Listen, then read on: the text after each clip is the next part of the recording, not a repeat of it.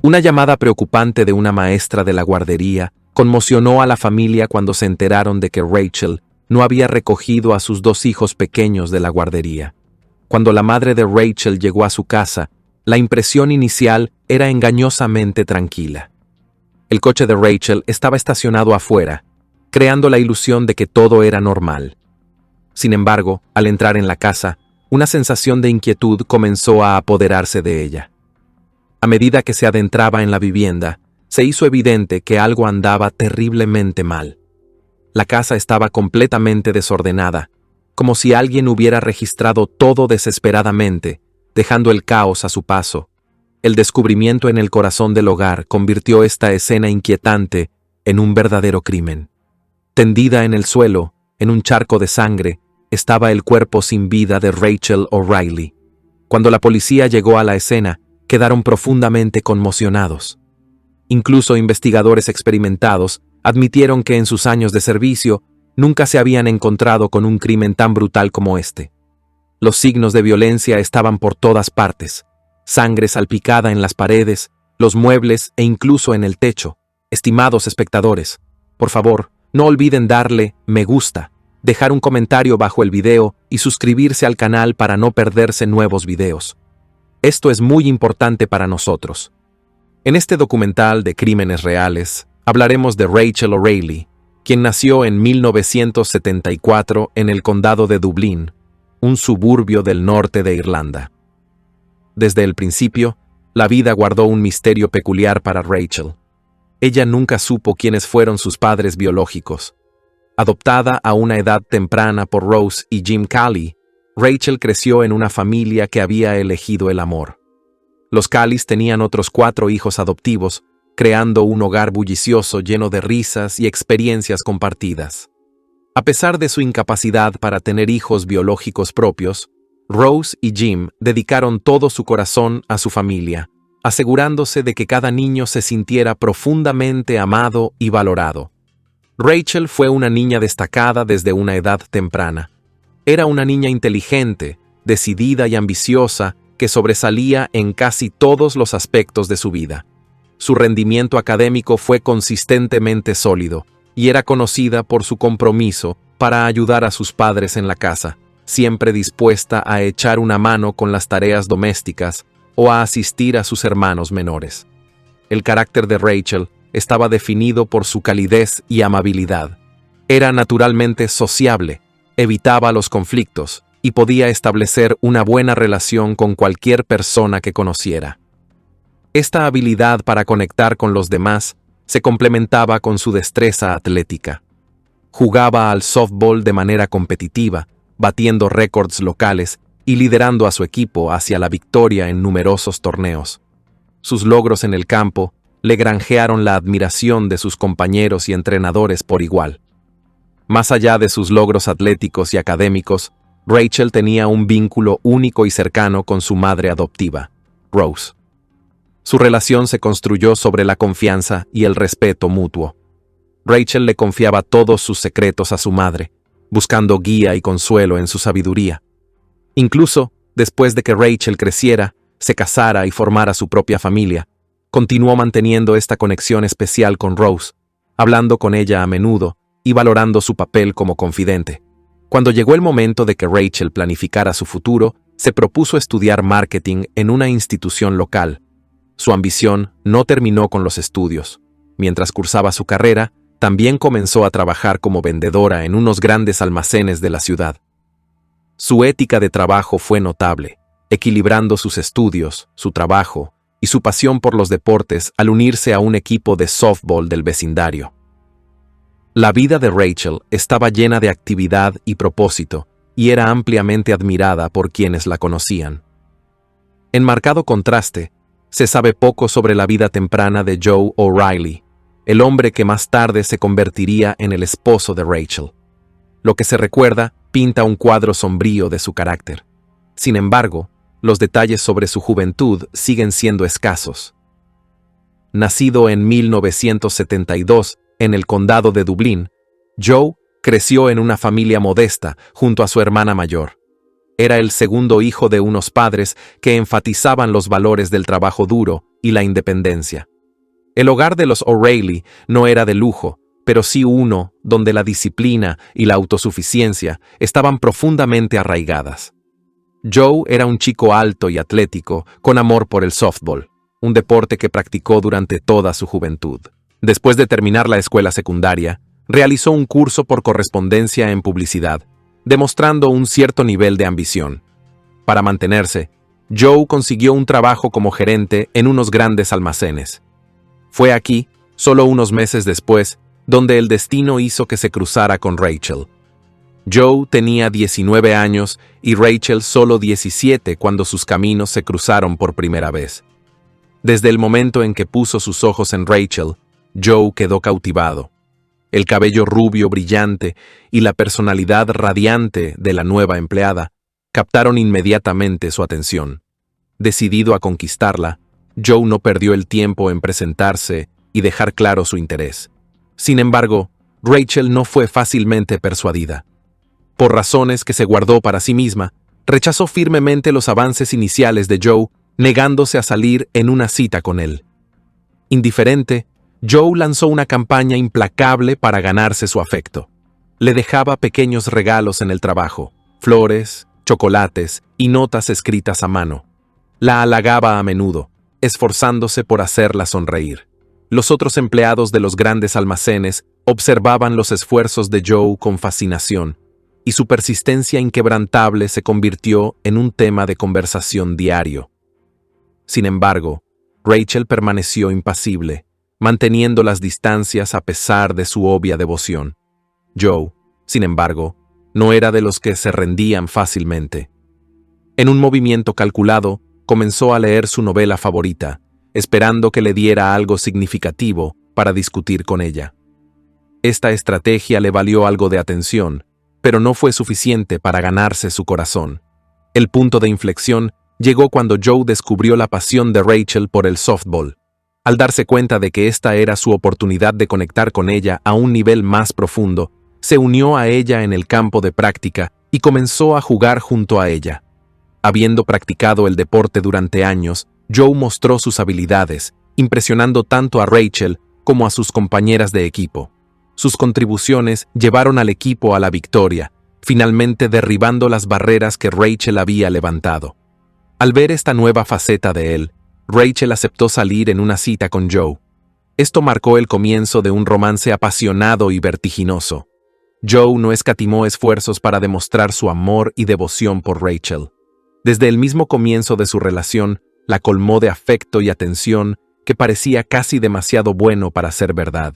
Su conexión se profundizó rápidamente, impulsada por los grandes gestos románticos de Joe y su aparente determinación por hacer que Rachel se sintiera como la mujer más querida del mundo. Un momento particularmente inolvidable llegó cuando Joe sorprendió a Rachel con un viaje extravagante a París, la ciudad del amor. Mientras paseaban de la mano por las encantadoras calles empedradas, Rachel sintió como si estuviera viviendo un sueño. Su viaje culminó en la cima de la Torre Eiffel, donde Joe, con una mezcla de nerviosismo y fervor, le propuso matrimonio. Su declaración sincera dejó a Rachel abrumada por la emoción. Con lágrimas que corrían por su rostro, dijo que sí, creyendo con todo su corazón que había encontrado a su príncipe azul, el hombre que le proporcionaría la vida de cuento de hadas que siempre había anhelado. Para Rachel, Joe parecía encarnar la perfección. Atento, cariñoso y lleno de promesas para un futuro brillante. Su historia de amor continuó desarrollándose como una novela romántica. Unos años después de su compromiso en París, se casaron en una hermosa y elegante ceremonia rodeados de familiares y amigos. Cada detalle de la boda reflejaba la alegría compartida y el optimismo por la vida que estaban a punto de comenzar juntos. Los invitados se maravillaron ante las sonrisas radiantes de la pareja y la profunda conexión que parecían compartir. Su felicidad se consolidó aún más con el nacimiento de su primer hijo, un momento que arrancó lágrimas de alegría de los ojos de Rachel. Poco después, nació su segundo hijo, completando su pequeña familia y llenando sus vidas con aún más amor y propósito. A medida que su familia crecía, también lo hacían sus aspiraciones. Buscando un entorno tranquilo e idílico para criar a sus hijos, Rachel y Joe tomaron la decisión de mudarse a la serena provincia escocesa de Naúl. Compraron una espaciosa casa enclavada entre verdes colinas ondulantes, con vistas pintorescas que parecían prometer paz y estabilidad. La casa, con su acogedor interior y su extenso jardín, era el escenario perfecto para la vida familiar. Rachel imaginaba a sus hijos creciendo en este refugio seguro, corriendo libremente por el jardín. Todo sobre su nueva vida parecía alinearse con los sueños de Rachel de felicidad doméstica. Tras el nacimiento de su primer hijo, Rachel decidió dejar su trabajo y dedicarse por completo a su familia. Abrazó sus roles de esposa y madre con un entusiasmo y amor inquebrantables. Cuando su segundo hijo llegó 2 años después, la devoción de Rachel solo se profundizó. Se volcó en el cuidado de sus hijos, asegurándose de que estuvieran atendidos, amados y apoyados en cada momento de sus años de formación. Pasaba sus días organizando actividades, leyendo cuentos antes de dormir y creando un ambiente cálido y cariñoso donde sus hijos pudieran prosperar.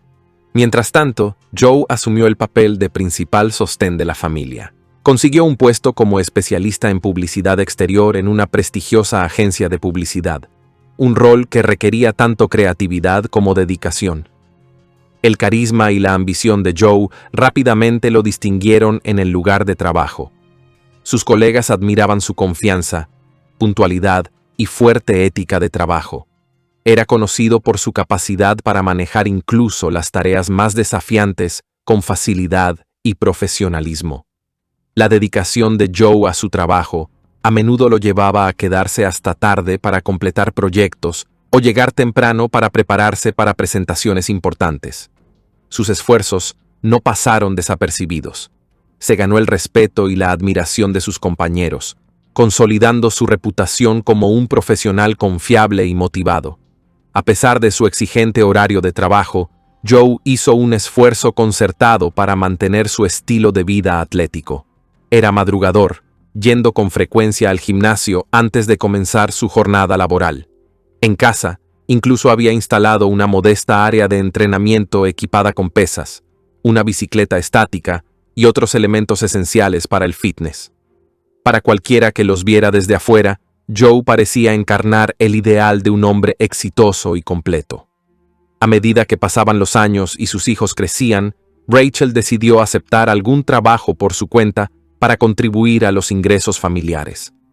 Comenzó a vender artículos para el hogar y se convirtió en distribuidora de una marca de cosméticos popular.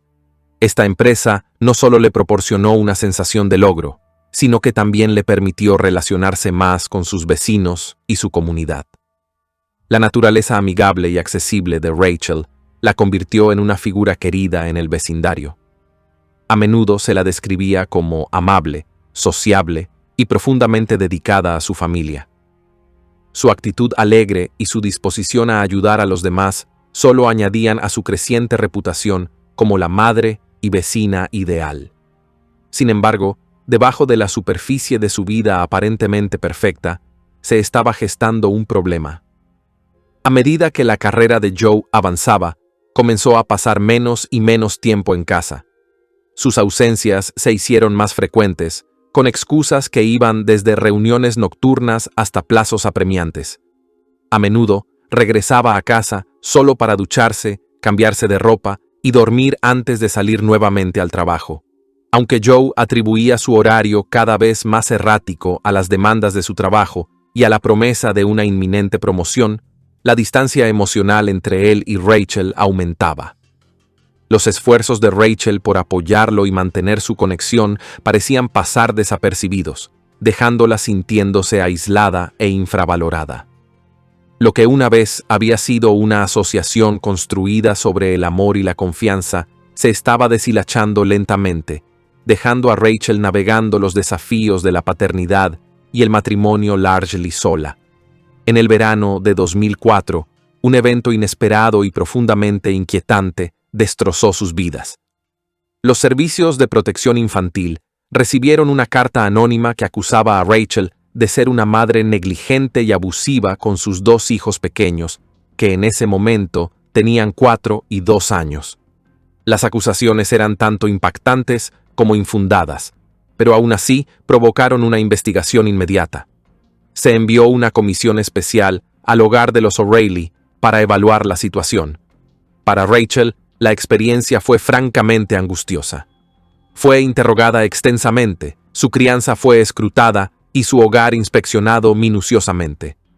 Para su alivio, los investigadores no encontraron evidencia que respaldara las acusaciones. Los vecinos y parientes de Rachel se unieron alrededor de ella, atestiguando unánimemente su carácter como una madre cariñosa y atenta. La describieron como alguien que iba más allá de lo necesario para asegurar el bienestar de sus hijos, a menudo anteponiendo sus necesidades a las propias.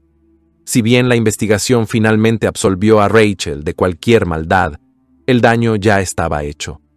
La mera existencia de tales acusaciones proyectó una sombra sobre su vida, dejándola conmocionada y llena de dudas. Rachel no podía evitar preguntarse quién podría haber hecho una afirmación tan maliciosa y por qué buscaría perturbar la felicidad de su familia.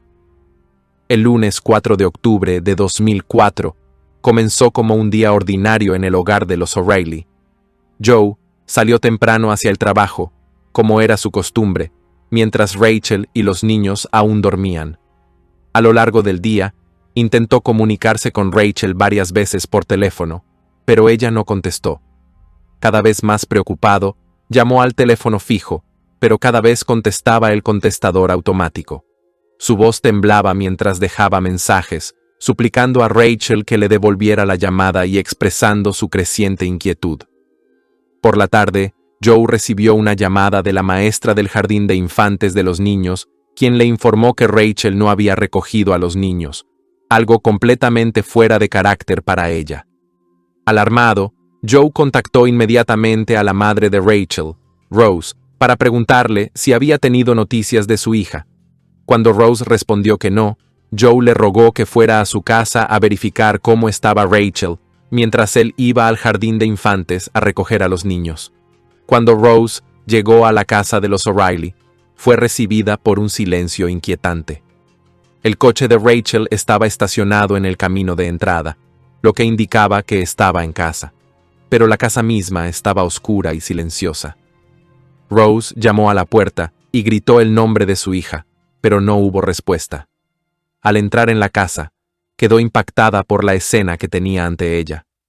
Los cajones y los armarios estaban abiertos, con su contenido esparcido por el suelo, dando la impresión de un robo. Con el corazón palpitante, Rose buscó a su hija por la casa. Cuando entró en el dormitorio, se encontró con una visión horrible que la perseguiría para siempre. El cuerpo sin vida de Rachel yacía en el suelo en un enorme charco de sangre. La escena era espantosa. La sangre salpicaba las paredes, los muebles e incluso el techo, evidencia de una violenta lucha.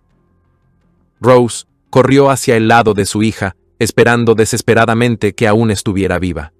Sin embargo, cuando tocó el brazo de Rachel, estaba frío y rígido. La realidad era innegable. Rachel llevaba horas muerta. Abrumada por el dolor y el pánico, Rose perdió toda compostura. Gritó pidiendo ayuda, corrió hacia el teléfono y marcó el número de la policía. Sus gritos alertaron a los vecinos, uno de los cuales era médico. El médico se apresuró a llegar a la escena, pero solo pudo confirmar la desgarradora verdad. Rachel estaba más allá de cualquier ayuda. Cuando Joe llegó a la casa, la escena ya era caótica, con una multitud de vecinos y curiosos reunidos alrededor. Las luces intermitentes de los coches de policía iluminaban el anochecer, proyectando un resplandor inquietante sobre el trágico escenario. Tan pronto como le informaron a Joe que Rachel estaba muerta, su reacción fue inmediata y visceral. Gritó con incredulidad, y su voz resonó por encima de los murmullos de la multitud. Sin dudarlo, corrió hacia la casa, empujando a los agentes e ignorando sus intentos de detenerlo. Insistió en que necesitaba verlo por sí mismo, incapaz de aceptar la devastadora noticia. En el dormitorio, la vista del cuerpo sin vida de Rachel en un charco de sangre sumió a Joe en un ataque de histeria. Se desplomó de rodillas junto a ella, lamentándose incontrolablemente. Las lágrimas corrían por su rostro mientras gritaba, maldiciendo a la persona desconocida responsable del brutal ataque. «A quien sea que haya hecho esto, juro que lo mataré», gritó, con una voz entrecortada por la rabia y la desesperación. La escena era profundamente emotiva, pero algunos oficiales en la escena no pudieron evitar notar algo inusual en su comportamiento. La escena del crimen en sí era diferente a todo lo que los investigadores habían encontrado antes. El nivel de violencia infligido a Rachel era horroroso. Era evidente que el arma utilizada era un objeto contundente y pesado, empuñado con una fuerza aterradora. El cuerpo de Rachel mostraba las marcas de una brutalidad implacable, sin que quedara ninguna parte de ella ilesa. Lo que desconcertaba a los detectives era la aparente falta de heridas defensivas.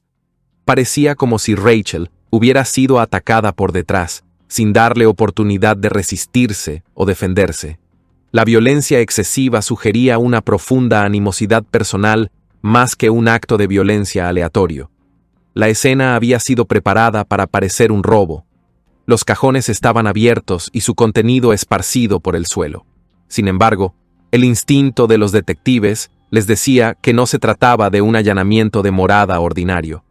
Los ladrones rara vez atacaban con tanta ferocidad, y las pertenencias esparcidas parecían más bien una ocurrencia tardía. Estaba claro que el crimen estaba impulsado por motivos personales, posiblemente una intensa ira o resentimiento. La pregunta era abrumadora. ¿Quién podría albergar tanto odio hacia una joven madre de 2 hijos? La investigación comenzó con entrevistas a miembros de la familia y vecinos. Sin excepción, todos describieron a Rachel como una mujer amable, simpática y querida. No tenía enemigos conocidos, y nadie recordaba que estuviera involucrada en ningún conflicto. El día del asesinato, los vecinos informaron no haber visto nada fuera de lo común, ni coches extraños, ni caras desconocidas. La vida de Rachel parecía pacífica y no controvertida, lo que hacía el crimen aún más desconcertante.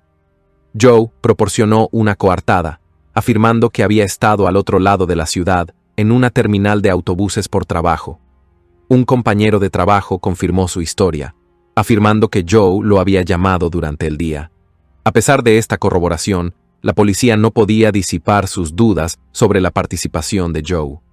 Algo en su comportamiento no les cuadraba. A medida que la investigación progresaba, los detectives descubrieron varios detalles extraños. Por ejemplo, aunque la casa parecía saqueada, no se tomó nada de valor significativo. Un fajo de $5,000 yacía intacto en una mesita de noche. Otra reserva de efectivo en la cocina permaneció intacta. Una joyería en el tocador estaba intacta, a excepción de algunos artículos faltantes, un par de cadenas y aretes. Además, Joe informó que faltaba una cámara digital, algunos cubiertos de plata y una de sus pesas. Fue la pesa la que particularly interesó a los investigadores, ya que sospechaban que era el arma homicida. El misterio se profundizó cuando se descubrió una bolsa que contenía algunos de los artículos supuestamente robados en unos arbustos a 2 millas de la escena del crimen. Dentro estaban las joyas faltantes, los cubiertos y la cámara. La presencia de estos artículos planteaba serias preguntas. Si esto era un robo, ¿por qué el ladrón abandonaría el botín tan cerca de la escena? La respuesta parecía clara. El robo fue escenificado, y el verdadero motivo era el asesinato. Con estos hallazgos, Joe se convirtió rápidamente en el principal sospechoso. Un detective comentó más tarde que las emociones de Joe parecían más actuadas que genuinas. Sus lágrimas y temblores parecían exagerados, como si estuviera interpretando un papel en lugar de reaccionar de forma natural. Cuando se le preguntó si sospechaba que Rachel tenía una aventura, la respuesta de Joe fue extrañamente defensiva. Negó rotundamente cualquier infidelidad por su parte, pero su tono era poco convincente y sus palabras sonaban huecas. Los investigadores comenzaron a reconstruir los movimientos de Joe el día del asesinato. Afirmó haber comenzado su día en el gimnasio, una rutina que seguía regularmente. Las imágenes de seguridad del gimnasio y su estacionamiento confirmaron su presencia allí en la madrugada. Desde el gimnasio, condujo a su lugar de trabajo antes de dirigirse a la terminal de autobuses para supervisar un proyecto publicitario. Un compañero de trabajo verificó que Joe lo había llamado durante este tiempo, aparentemente fortaleciendo su coartada. Sin embargo, un examen más profundo de las acciones de Joe reveló inconsistencias. Los investigadores incautaron su computadora de su lugar de trabajo y comenzaron a analizar su contenido. Fue durante este proceso que descubrieron un hallazgo preocupante. Joe había borrado parcialmente varios correos electrónicos. Los mensajes eliminados, recuperados meticulosamente por expertos forenses, proporcionaron un avance crucial en la investigación. A medida que se analizaban los correos, revelaban perspectivas inquietantes sobre el estado mental de Joe y su deteriorada relación con Rachel. La mayor parte de su correspondencia era con su hermana y un amigo cercano, y en estos intercambios, Joe se quejaba frecuentemente de su esposa en términos vulgares y despectivos.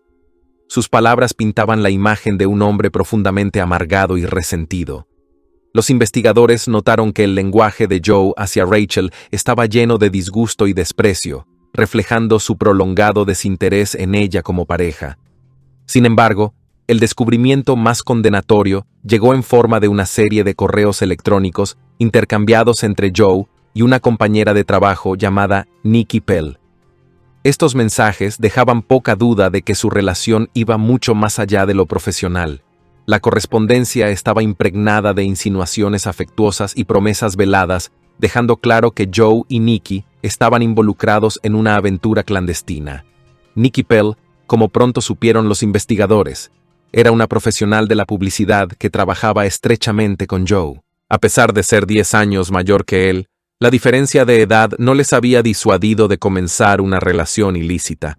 Si bien la cronología exacta de su aventura seguía sin estar clara, era evidente que Joe había pasado muchas noches tardías e incluso tardes enteras en casa de Nikki, engañando a Rachel con obligaciones laborales inventadas. El aspecto más alarmante de los correos, sin embargo, eran las promesas de Joe a Nikki de que pronto estarían juntos como familia, no solo ellos dos, sino también sus hijos, los niños de Rachel. Dado que la custodia de los niños casi certainly permanecería con su madre en caso de divorcio, estas declaraciones plantearon preguntas profundamente sospechosas. Inicialmente, Joe negó tener ninguna relación extramatrimonial, pero a medida que se acumulaban las pruebas, admitió de mala gana la aventura, aunque afirmó que su relación con Nikki había terminado. Su confesión parcial solo aumentó las sospechas de los investigadores, ya que parecía estar intentando mitigar el daño mientras ocultaba la extensión total de su engaño. Durante más de una semana, la residencia de los O'Reilly permaneció acordonada mientras los investigadores examinaban meticulosamente la escena del crimen. Cada centímetro de la casa fue escrutado, fotografiado y catalogado en busca de evidencias. Durante este periodo, Joe se quedó con su hermana, mientras sus hijos estaban al cuidado de sus abuelos. A pesar de la gravedad de la situación, el comportamiento de Joe llamó la atención. En el funeral de Rachel, mostró una compostura inquietante. En lugar de afligirse abiertamente, parecía distante. Sus interacciones con el ataúd de Rachel fueron particularmente perturbadoras. Lo evitó durante la mayor parte de la ceremonia, y cuando fue su turno de despedirse, hizo un breve comentario, ordenó que cerraran el ataúd y se fue sin el más mínimo indicio de emoción. Cuando finalmente se permitió a la familia regresar a la casa, la vista de la escena del crimen, que aún conservaba las cicatrices del brutal asesinato de Rachel, debería haber sido insoportable. Su suegra y su suegro lo acompañaron, creyendo que necesitaría su apoyo emocional. En cambio, el comportamiento de Joe tomó un giro inquietante. Comenzó a especular en voz alta sobre cómo podría haber llevado a cabo el ataque el asesino. Caminando por la habitación manchada de sangre, señaló puntos específicos donde Rachel había sido golpeada, describiendo la fuerza y la trayectoria de los golpes con un detalle inquietante. Incluso imitó el ataque, gesticulando como si estuviera empuñando el arma homicida él mismo. En un momento dado, Joe sugirió que el asaltante se había lavado en el baño y había desechado el arma antes de salir de la casa. Su morbosa fascinación con la escena del crimen alarmó a los padres de Rachel, pero racionalizaron su comportamiento como un intento de sobrellevar el trauma. En privado, sin embargo, la madre de Rachel, Rose, albergaba graves dudas. Más tarde admitió que, desde el principio, había sospechado de la participación de Joe en la muerte de su hija. Aunque había intentado darle el beneficio de la duda, sus acciones cada vez más extrañas solo fortalecieron su convicción. La ansia de atención de Joe se hizo evidente en los días posteriores al funeral de Rachel. Buscó activamente la cobertura de los medios, concediendo entrevistas a periodistas e invitando a reporteros a su casa. Realizó tours por la escena del crimen, describiendo los eventos de ese fatídico día con un aire casi teatral. En cada entrevista, parecía dirigirse al asesino directamente, instándolo a que se entregara a las autoridades. 3 semanas después de la muerte de Rachel, la familia participó en un programa de televisión sobre el asesinato. Los padres de Rachel, visiblemente afligidos, luchaban por contener sus emociones frente a la cámara. En marcado contraste, Joe parecía disfrutar del protagonismo. Charlaba animadamente con el equipo, discutiendo la mejor manera de presentarse en pantalla. Durante los descansos, se deleitaba con los aperitivos proporcionados, sorbía café y comía dulces como si estuviera asistiendo a un evento casual en lugar de revivir una tragedia personal. La policía, que se había vuelto cada vez más sospechosa de Joe O'Reilly, decidió ponerlo bajo estrecha vigilancia. Esta decisión pronto dio sus frutos. Oficiales siguieron discretamente a Joe después de una sesión de filmación para un programa de televisión y descubrieron que no regresaba a casa como cabría esperar de un viudo afligido. En cambio, fue directamente a donde su amante, Nikki Pell, y pasó la noche en su residencia. En este punto, las dudas de los investigadores sobre la participación de Joe en el asesinato de Rachel prácticamente se habían desvanecido. Lo que quedaba era la ardua tarea de reunir pruebas irrefutables que se sostuvieran en un tribunal. Construir un caso en contra de Joe fue un proceso minucioso, que requirió meses de trabajo y cruce de referencias. El avance se produjo cuando 2 testigos cruciales, Nikki Pell y el colega que anteriormente había corroborado la coartada de Joe, accedieron a hablar con la policía.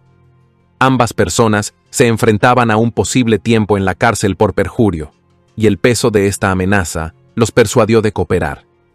Nikki admitió que su relación romántica con Joe nunca había terminado, contradiciendo directamente las afirmaciones anteriores de Joe de que habían roto.